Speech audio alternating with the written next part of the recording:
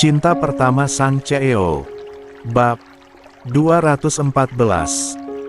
Pagi-pagi sekali Brian sudah berangkat dan tidak ikut sarapan di rumah, yang membuat Aisyah dipenuhi pertanyaan tentang suaminya itu. Terlebih semalam, Brian belum menceritakan apapun tentang apa yang dialaminya. Gimana? Sudah enakan? Pertanyaan Arvin menjadi sambutan pertama bagi Brian saat tiba di sebuah kafe. Alhamdulillah. Nada Brian terdengar pelan, lalu menatap asisten pribadinya itu. Sudah diselidiki kejadian semalam. Arvin mengangguk. Semalam aku kembali ke hotel dan menanyai beberapa staf. Aku juga sempat periksa rekaman CCTV. Lalu, Arvin lantas mengeluarkan ponsel dan menunjukkan rekaman CCTV yang sempat ia ambil. Pada rekaman itu terlihat Brian sedang bertemu dengan salah satu rekan bisnisnya bersama seorang wanita yang merupakan sekretarisnya. Tak lama berselang, lelaki itu beranjak meninggalkan Brian dan wanita itu berdua. Brian sempat memijat kepala dan telungkup di meja. Namun, kembali tersadar. Keduanya lantas menuju sebuah kamar dengan diantar seorang staf hotel. Staf hotel keluar lebih dulu. Lalu, setelah beberapa menit, barulah wanita itu menyusul keluar. Bisa ingat kejadian semalam? Tanya Arvin. Aku gak sama sekali gak ingat apa-apa. Yang aku ingat hanya saat bangun dan menemukan perempuan itu di kamar. Aku langsung menghubungi abang minta dijemput. Artinya, kamu dalam keadaan gak sadar saat dibawa ke kamar. Tapi, di rekaman ini kamu terlihat baik-baik saja. Brian bersandar dengan mata terpejam. Tampak sangat frustasi. Ya Allah, masalah apa lagi ini? Kamu habis minum apa semalam? Cuma yang dipesan Pak Hilman. Mereka sampai lebih dulu dan memesan makanan, jelas Brian. Tapi, aku gak makan dan hanya minum deh. Arvin mengangguk. Sebenarnya ia sendiri pun sedang dipenuhi pertanyaan tentang apa yang terjadi terhadap Brian. Sebab di dalam rekaman CCTV dia terlihat baik-baik saja. 2. Kalau dilihat dari rekaman ini, kamu seperti seseorang yang kena hipnotis, ucap Arvin, membuat sudut mata Brian berkerut. 3. Apa di zaman modern seperti sekarang masih ada hal seperti itu? Tanya Brian hampir tak percaya. Sederhananya saja. Zaman sekarang banyak orang yang menggunakan hipnoterapi untuk membantu seseorang mengatasi masalah psikologis, emosional dan bahkan fisik. Bukan gak mungkin kalau hipnotis digunakan untuk melakukan kejahatan. Merampok orang di jalan misalnya. Brian menganggukkan kepala mendengar penjelasan Arvin. Memang, masuk akal. Sebuah kondisi di mana seseorang mengalami perubahan kesadaran yang membuatnya lebih rentan terhadap saran atau perintah dari orang lain. Brian pernah membaca beberapa berita yang memuat hal serupa di media sosial maupun berita online. Tapi, bisa saja terjadi karena hal lain. Dalam pengaruh obat yang mengandung psikotropika misalnya. Ya Allah, ada-ada saja ujian. Brian bersandar di kursi dan mengusap wajahnya. Apa Aisyah sudah tahu? Belum. Aku belum bisa ceritakan sebelum ada titik terang. Takutnya dia kepikiran. Arvin mengangguk paham. Untuk sekarang kita harus bersiap untuk segala kemungkinan buruk. Bisa saja terjadi fitnah, atau mungkin jebakan lain. Kejadian kemarin agak aneh dan serba membingungkan. Di sisi lain rekaman CCTV menunjukkan kamu baik-baik saja dan dalam keadaan sadar. Tapi, kamu bahkan gak ingat apa yang terjadi. Semalam aku menghubungi kakakku dan dia sudah ambil sampel darah untuk diperiksa.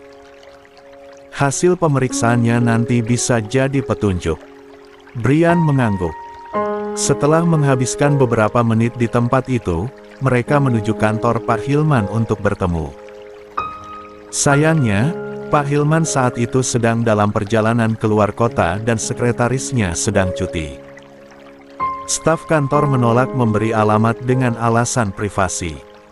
Sepertinya kita harus menunggu. 99. Brian terdiam dan bersandar di mobil dengan tatapan tertuju pada gedung tinggi di hadapannya. Nada pesan masuk yang baru saja terdengar dari ponsel mengalihkan perhatian. Brian mengeluarkan benda pipi tersebut dari sakunya dan membuka pesan yang baru saja masuk. "Lagi di mana, Mas?" Isi pesan dari Aisyah. "Di jalan, sayang," balas Brian. "Sama siapa?" "Bang Arvin. Aku keluar sebentar, boleh?" "Mau ketemu Umi?" "Boleh, sayang. Tapi jangan pergi sendiri. Minta sopir antar." Aisyah membalas dengan emoji hati, yang menutup obrolan mereka di aplikasi WhatsApp. 4. Di sisi lain, kondisi Mia setelah persalinan mulai membaik. Hari ini ia sudah diizinkan untuk pulang ke rumah. Yakin bisa jalan sendiri keluar. "Apa gak sebaiknya naik kursi roda saja?" tawar Bara. "Aku bisa jalan, Mas. Lagian kata dokter aku harus banyak gerak." "Iya, tapi dari sini ke lobi jauh, sayang." "Aku bisa." Bara menghembus napas panjang. Istrinya itu memang keras kepala, sama seperti anaknya, Alea. "Sekarang aku tahu Alea dapat bakat keras kepala dari siapa," tutur Bara. Tanpa peduli dengan penolakan Mia, mengambil kursi roda dan meminta istrinya untuk naik. "Ya Allah, aku bisa jalan, Mas." "Naik," perintah Bara. "Kalau ada apa-apa, mantumu yang dokter itu bisa mengomel sepanjang hari dan aku belum siap berdebat dengan siapapun." Mia tertawa pelan. Terpaksa ia naik ke kursi roda dengan memangku bayi kecilnya, sementara Bara mendorongnya menuju lift yang akan membawa ke lobi. "Alea mau jemput, tapi aku suruh langsung ke rumah saja biar dia gak perlu kesini dulu," ucap Mia sesaat setelah naik ke mobil. "Iya, tadi dia juga menghubungiku." Bara melajukan mobil meninggalkan halaman rumah sakit. Setelah menempuh perjalanan selama 30 menit, mereka tiba di rumah. Alea dan Sasi sudah ada di sana dan sedang bermain. Melihat ibunya pulang, Alea langsung menyambutnya dengan sumringah. "Selamat datang di rumah, Dek," ucapnya, sambil mencium pipi mungil adiknya. "Gimana tangan kamu, Nak?" tanya Mia, yang masih saja khawatir pada tangan putrinya yang melepuh tempo hari. "Sudah enakan, Bu. Paling beberapa hari udah sembuh lukanya." "Alhamdulillah kalau gitu. Lain kali kalau ada acara keluarga besar, kamu gak usah datang. Takutnya kejadian lagi." Alea hanya mengulas senyum tipis. Sebenarnya, ia pun tidak ingin datang setiap kali ada acara keluarga besar. Hanya saja, ia tidak enak dengan Oma dan mertuanya. Bahkan sekarang Tante Melissa, Inaya dan Arum harus berurusan dengan kepolisian karena dirinya. Alea baru saja membaringkan bayi kecil itu ke box bayi saat terdengar suara ketukan pintu. Ia cepat beranjak untuk membukanya. Dua orang yang berdiri di ambang pintu pun membuat Alea tertegun selama beberapa saat. "Assalamualaikum," sapa Tante Melissa dan Arum bersamaan. "Waalaikumsalam," sahut Alea bingung. Ia melirik ke dalam rumah dan melihat Bara yang sedang duduk memangku Sasi di samping box bayi. 5. "Al, maaf kalau kedatangan kami mengganggu waktu kamu. Ada yang aku dan mamiku mau bicarakan dengan kamu." Alea tampak ragu. Jika berbicara di sini, ia takut akan muncul masalah baru. "Tapi, ibuku baru pulang dari rumah sakit. Kalau mau bicara denganku, kenapa gak telepon dulu dan bicara di rumah saja? Tadi, kami ke rumah kamu." Tapi, tetangga kamu bilang, kamu barusan pergi ke rumah orang tuamu. Maka kami menyusul kemari. Maaf, aku gak bisa kalau. Siapa yang datang, nak? Kok gak disuruh masuk? Suara Mia terdengar dari dalam. La menyusul Alea keluar. Namun, seketika terdiam saat melihat Arum dan maminya di ambang pintu. Maaf, kalau kedatangan kami mengganggu. Kami kemari untuk bicara dengan Alea. Dengan kalian juga, ucap Melissa ragu-ragu. Di luar dugaan, Mia menyambut mereka dengan ramah. Ia persilahkan masuk dan duduk di ruang tamu. Alea yang berdebar, sebab takut ayahnya akan marah. Ia pun segera mengambil ponsel dan mengirimkan pesan kepada suaminya. Kakak, Tante Melissa dan Arum ada di rumah ibu. Aku takut nanti ada masalah lagi, tulisnya dalam pesan. Ruang tamu terasa tegang siang itu.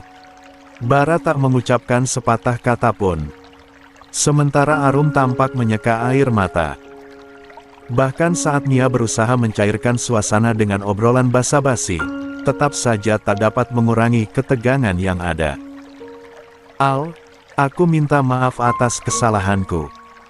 Aku benar-benar menyesal, ucap wanita itu dengan kepala tertunduk. Tolong maafkan aku. Aku akan melakukan apa saja untuk dapat maaf dari kamu.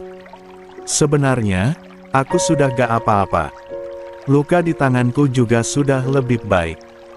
Om Alben memutus kerja sama dengan perusahaan papi dan berhenti jadi investor. Padahal kondisi perusahaan lagi gak bagus, sekarang perusahaan papi lagi mundur dan terancam gulung tikar. Sedangkan suami aku, per hari ini dipecat dari perusahaan. Aku mohon kemurahan hati kamu untuk memaafkan kami, ucap Arum. Alea termenung. Tak pernah ia bayangkan ayah mertuanya akan semarah itu sampai mengambil sebuah keputusan besar. Aku sudah maafkan. Tapi, untuk masalah kalian aku gak bisa berbuat apa-apa. Gak usah melakukan apa-apa. Mereka pantas mendapatkannya. Suara Boy terdengar dari ambang pintu. 6. Kak. Alea menatap suaminya yang baru tiba. Sorot tajam Boy mengarah kepada Arum dan maminya. Dua wanita itu seketika tertunduk dan tak berani lagi bersitatap dengannya. Melihat ketegangan yang ada, Alea segera bangkit menyambut suaminya. Sementara Bara dan Mia diam dan memilih untuk tidak ikut campur. Tentang masalah Alea akan mereka serahkan sepenuhnya kepada Boy. Kak, mereka kan datang untuk minta maaf, bisik Alea, menggenggam tangan suaminya. Aku tahu, dan kamu sudah maafkan, bukan? Iya, tapi orang yang tulus minta maaf dan mengakui kesalahannya hanya akan berharap dimaafkan, bukan mengharapkan yang lain. Kamu sudah memaafkan mereka dan tujuan mereka untuk minta maaf sudah didapatkan. Seharusnya dengan kamu memaafkan mereka, sudah cukup. Maksud aku. Boy memotong ucapan Alea dengan membelai pipi istrinya itu. Sayang, kamu terlalu polos.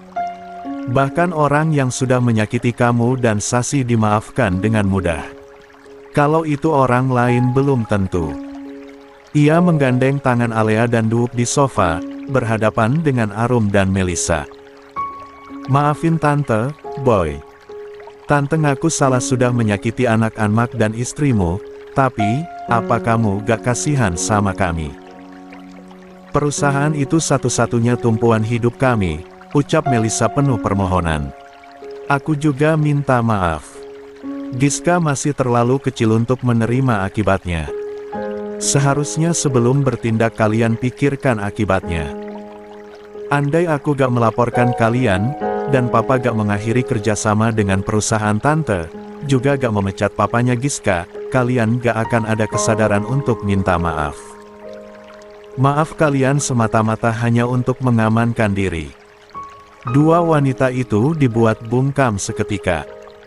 Boy yang biasanya lembut dalam bertutur itu kini tampak menakutkan. Dengan memperlakukan istriku seperti pelayan, sama saja kalian merendahkanku. Sekarang, silahkan pulang. Arum dan Melisa saling lirik satu sama lain. Akhirnya, mereka berpamitan dan meninggalkan rumah itu dengan tangan hampa, tanpa membawa apa yang diharapkan. Alea mendekati suaminya yang duduk memangku Sasi. "Kak, mereka kan sudah minta maaf, kenapa gak dimaafkan?" "Aku memaafkan mereka kok, kamu juga sudah maafin mereka, ibu sama ayah apalagi." "Tapi bukan gitu maksudnya." Terus. 7. Alea menghela napas dan duduk di sebelah suaminya. "Kenapa papa sampai melakukan itu, Kalek?" "Aku yang minta," jawab Boy singkat dan santai, membuat bola mata Alea membeliak. Sebab tidak pernah sebelumnya Boy bertindak seperti sekarang ini. "Kakak bilang gak boleh menggunakan kekuasaan untuk menindas orang," protes Alea. Boy terkekeh melibat reaksi terkejut istrinya. Tangannya mengulur membelai puncak kepala wanita itu. "Kamu kalau mukanya gini lucu. Jangan mengalihkan pembicaraan. Aku lagi serius, Kak." "Aku juga serius." Ingin rasanya Alea menggigit suaminya itu. "Tadinya aku memang berpikir begitu. Tapi, setelah kupikir ulang, Brian ada benarnya," tutur Boy. "Tentang apa?" "Kalau orang baik ngalah terus, dunia bisa dikuasai orang jahat." Alea seketika terdiam. Tak lagi mengeluarkan sepatah kata pun. Harus ada efek jera untuk setiap tindakan. Lagi pula, laki-laki mana yang senang istrinya ditindas keluarga sendiri? Sementara itu, Alben sedang berbicara dengan Yo dan Galih di kantor saat ponsel miliknya berdering. Melihat nama ibu negara yang tertera pada layar ponsel membuatnya segera menerima panggilan. "Sebentar, aku jawab telepon dulu." "Silahkan," sahut Yo dan Galih. "Iya, ibu negara. Alea barusan menghubungi aku. Katanya kamu memutus kerjasama dengan perusahaan suaminya Melisa dan pecat Yusuf ya, Mas?" tanya Kalika kepada suaminya. "Iya, benar. Sebenarnya, sejak awal aku mau melakukannya. Tapi nunggu keputusan dari Boy. Karena kebetulan Boy minta, jadi langsung aku lakukan," jawab Alben santai. "Aku mendukung. Mereka memang harus ada efek jerahnya. Tapi, kayaknya Alea gak enak hati deh, Mas. Mungkin dia akan merasa menjadi penyebab keributan dalam keluarga kita. Aku sudah menduga. Tapi, biar saja dulu. Alea juga harus bisa belajar cuek. Selama ini dia terlalu peduli terhadap orang yang menyakitinya." "Ya sudah, Mas. Aku hanya mau menanyakan itu," ucapnya. "Ngomong-ngomong Bisma mana?" "Lagi kerja. Katanya mau cari uang yang banyak buat jajan mamanya." Alben berdecak memandangi lantai ruang kerjanya yang sudah dipenuhi mainan. Kalika tertawa membayangkan seperti apa Bisma menciptakan dunianya sendiri di kantor papanya. "Dulu perasaan kakak Boy, Brian dan Bim Bim gak gini banget, Nak," ucap Alben memandangi tubuh mungil gendut yang sedang sibuk memperbaiki mainan motor yang ia patahkan setirnya. 8. "Papa, mau bayap-bayap agi kaya tata Bim Bim." Bisma berceloteh sambil menunjukkan mainan motor yang menyerupai motor sport milik kakaknya. "Kalau mau diulek mama ya boleh. Dijadiin sambal terasi, mau. Papa atut cama mama, ya." Yo dan Galih yang berada di ruangan yang sama menahan tawa mendengar ucapan Bisma. "Iya, Nak. Semua orang takut pada papamu, tapi papamu malah takut sama mamamu," gurau Galih dan Yo. Tertawa. Alben menatap dengan sorot kesal. "Kayak kalian gak takut sama istri saja," balas Alben. "Kalau aku bukan takut, hanya gak berani menyakiti," tutur Yo, mencari jawaban paling aman. Kalau aku takut kualat. Katanya di balik suami yang sukses ada 2 istri, sambung Galih. Dan di balik istri yang melahirkan ada suami yang diam-diam menangis di pojokan. Begitu, kan? Sindiran Alben membuat Yo bungkam. Tiba-tiba ia mengingat saat Iren melahirkan Yasmin, ia menangis di pojok ruangan karena tidak tega. Masih mending aku cuma menangis, daripada Bara sampai pingsan. Gelak tawa seketika menggema di ruangan itu. Waktu menunjukkan pukul 10 malam saat Brian tiba di rumah. Begitu memasuki kamar, ia langsung disambut oleh Aisyah. "Belum tidur, sayang? Nungguin kamu."